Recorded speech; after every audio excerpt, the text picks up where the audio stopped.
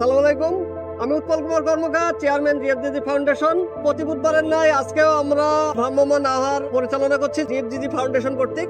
তো আজকে আমরা শুরু করছিলাম রাজশাহী তালাইমারি দিয়ে, ভদ্রা দিয়ে, তারপর রাজশাহী রেলওয়ে স্টেশন দিয়ে আমরা সাহেববাজার 0 পয়েন্ট হয়ে আমরা শেষ করছি।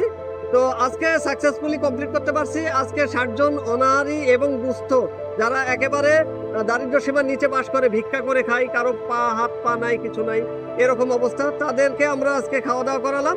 আজকে খাবারের মেনুতে ছিল মুরগির মাংস দিয়ে ভুনা খিচুড়ি, সাথে বিশুদ্ধ পানি ছিল এবং খিচুড়ির সাথে ছিল শসার স্লাইস।